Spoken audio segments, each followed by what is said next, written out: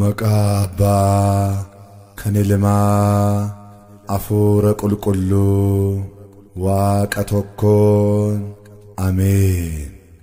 Waaqa biratti kan jaallatame jechuu fedhanii yididiyaa ittiin jedhan. Macaafa Saamu'eel isa lammataa boqonnaa 12 lakkoofsa 25.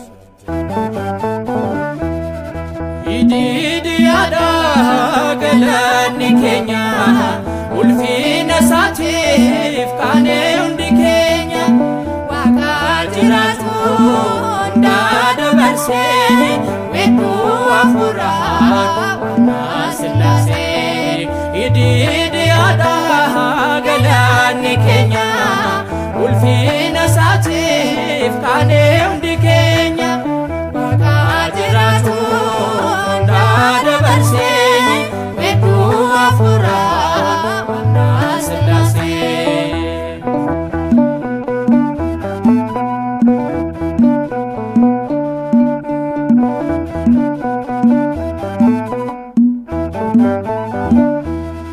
Waggaan isaafi illakkawamu baraan jiraata hin dulloomu sodaatamu kunoo arganneerra Waaqa Abrahaamiin mutaamanneerra.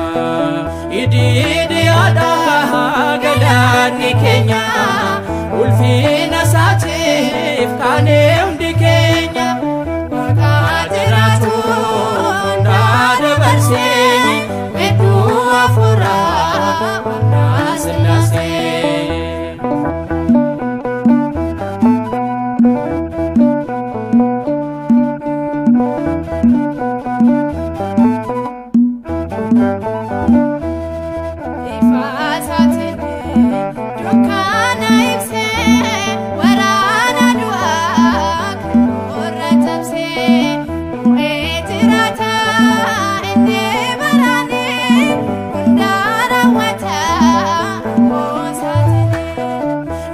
Yididiyaadha galaanni keenya ulfina isaatiif qaanee hundi keenya Waaqa jiraatu hundaa dabarsee weedduu hafuuraa Waaqaa Sillaasee.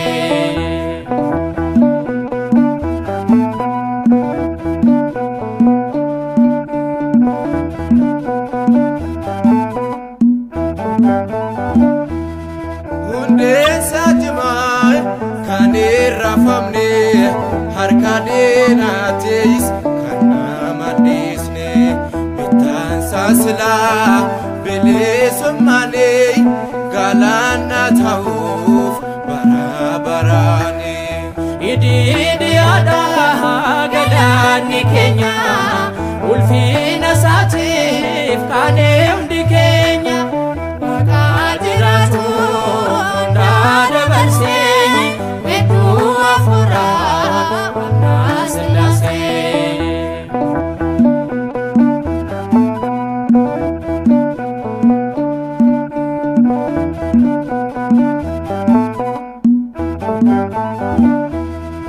Araarri isaallee nuuf baay'ateera misiraacha nagaa nuuf labsameera lafoon deebinoo garaa badaatti kan waaqessanoo Waaqa duraati.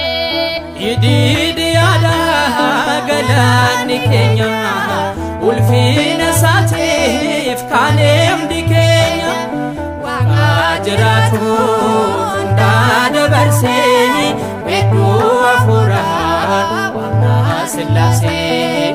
Yididiyaadha galaanni keenya ulfina isaatiif qaanee hundi keenya Waaqa jiraatu